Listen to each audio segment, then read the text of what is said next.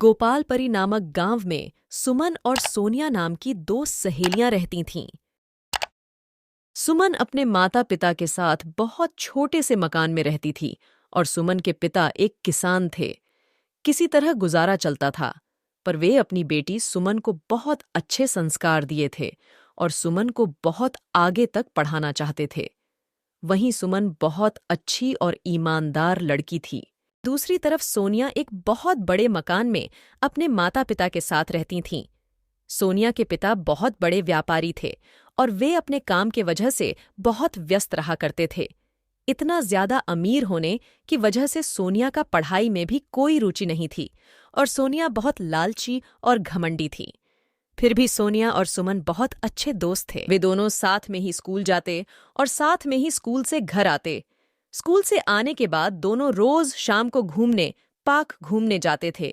फिर एक दिन सुमन सोनिया से कहती हैं, सोनिया, तुम्हें पता है, हमारे गांव के बाहर वाले जंगल में कोई गुफा है और मैंने सुना है कि जो कोई भी उस गुफा में जाता है वो लौट कर नहीं आता। सुमन, ये सब कहने की बातें हैं, ऐसा कुछ भी नहीं है। चलो हम आज ही उस गुफा के पास घूमने जाते हैं। सोनिया, अच्छा तुम कहती हो तो चलते हैं। फिर अगले दिन सुबह सुबह सोनिया और सुमन उस गुफा की ओर घूमने चल पड़ते हैं। थोड़ी दूर चलने के बाद उन्हें दो जादुई गुफा नजर आता है। सुमन सुमन, देखा, सोनिया, यहाँ दो गुफा है। हमें कौन गुफा में जाना चाहिए? सोनिया, अरे मुझे क्या पता। सुमन और सोनिया ये सोच रही थीं कि हम कौन सी गुफा में जाए। तभी वहां एक परी प्रकट होती है। इस जादुई जंगल में तुम दोनों का स्वागत है और जैसे कि तुम दोनों देख सकती हो कि तुम्हारे सामने दो गुफा है। एक गुफा अच्छाई का और दूसरा गुफा बुराई का।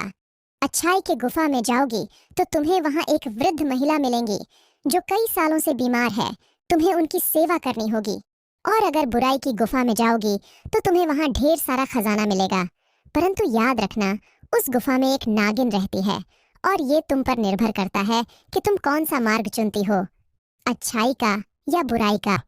इतना बोलकर वो परी वहां से गायब हो जाती है। सुमन, हमें अच्छाई की गुफा में चलना चाहिए। वहां बेचारी बूढ़ी काकी कितने सालों से बीमार पड़ी है। हम उन्हें इस हालत में नहीं छोड़ सकते। हमें उनकी मदद करनी चाहिए। सोनिया, मैंने बचपन से ही सीखा है कि हमें हमेशा अच्छाई के रास्ते पर चलना चाहिए। पैसों का क्या है? पैसे तो आज है, कल नहीं, परंतु हमारी अच्छाई हमेशा हमारे साथ रहती है। तुम्हें तो कुछ कहना बेकार है। सोनिया, मैं तो चली बुराई वाले गुफा में, तुम भी जाओ अपने अच्छाई के गुफा में। इतना कहकर सोनिया बुराई के गुफा में चलाती है और सुमन अच्छाई के गुफा में। सुमन को थोड़ी दूर चलने के बाद गुफा के अंदर बहुत ही खूबसूरत दुनिया नजर आती है, जहां बहुत सारे फल लगे थे। सुमन को बहुत भूख लगी थी तो वो पेड़ से फल तोड़कर खाने लगी। सुमन, वाह, कितने स्वादिष्ट फल है। तभी सुमन को वहां एक कुटिया नजर आती है जिसमें खांसने की आवाज आती है। सुमन उस कुटिया के पास जाती है और कहती है, लो, मैं आ गई आपकी देखभाल करने। आप बहुत जल्दी ठीक हो जाओगे। सुमन सच्चे मन से उस अम्मा की देखभाल में लग जाती है। दिन रात उनकी सेवा करती है। सुमन रोज कुटिया की सफाई करती है, झाड़ू लगाती है और बहुत ही अच्छे से अम्मा का ख्याल रखती है। वहीं दूसरी तरफ सोनिया के बुराई के गुफा के अंदर जाते ही अजीब और डरावनी दुनिया नजर आती है। फिर भी सोनिया खजाने की लालच में आगे बढ़ती है। सुबह से शाम हो जाती है। सोनिया को बहुत भूख भी लग रही होती है। सोनिया कहती है कि उस परी ने कहा था कि यहाँ खजाना है, पर दूर दूर तक तो कोई खजाना नजर नहीं आ रहा था और भूख से मेरी जान जा रही है। फिर मुझे दूर दूर तक कोई खजाना नहीं दिख रहा है और भूख से मेरी जान जान रही है। फिर थोड़ी और आगे जाने पर सोनिया को कुछ चमकता हुआ चीज दिखाई देती है। सोनिया, अरे वाह, मिल गया खजाना। मैं जल्दी से उस खजाने के पास जाती हूँ और सारा खजाना ले लेती हूँ और मैं और भी ज्यादा अमीर बन जाऊंगी। ये सोचकर सोनिया खजाना लेने आगे बढ़ती है। उसे वहां ढेर सारा खजाना दिखाई देता है। उधर सोनिया के माता पिता बहुत परेशान हो रहे थे और वे दोनों सुमन के घर जाते हैं। पर वहां जाने के बाद वे दोनों देखते हैं कि सुमन के माता पिता भी बहुत परेशान हो रहे थे। फिर सब सोचते हैं, आखिर ये दोनों कहाँ गईं?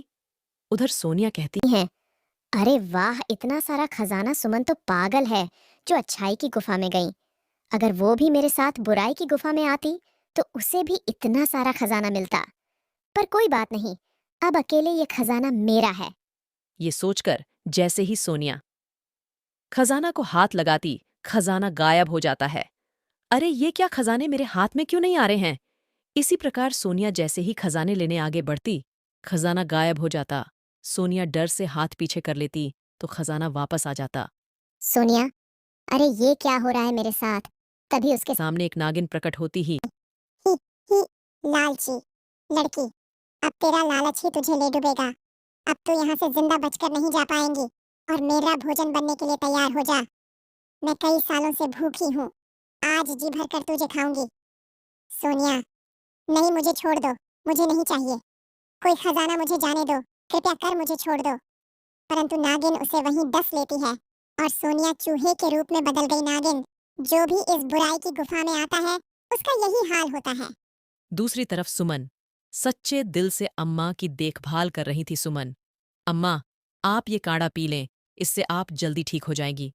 तभी अम्मा, बेटा बेटा, तुम बहुत अच्छी और नेक दिल की हो। इतना बोलकर अम्मा परी के रूप में बदल जाती है।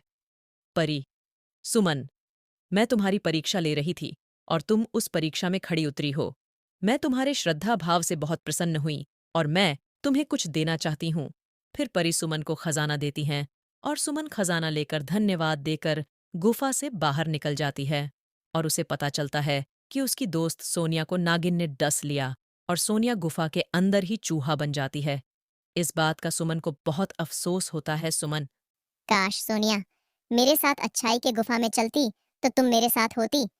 तभी सोनिया वहां चूहे के रूप में आती है और कहती हैं, सोनिया, तुम बिल्कुल सही कह रही थी। खजाने की लालच ने मुझे अंधा कर दिया था, जिस कारण मैं बुराई की गुफा में चली गई।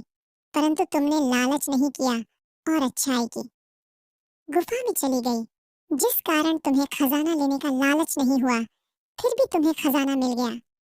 काश मैं भी तुम्हारे साथ अच्छाई की गुफा में गई होती, पर अफसोस। मेरे लालच ने मुझे ले डुबा। इतना कहते ही परी वहां आ जाती है और सुमन से कहती हैं, परी, लगता है सोनिया को अपने किए पर पछतावा है।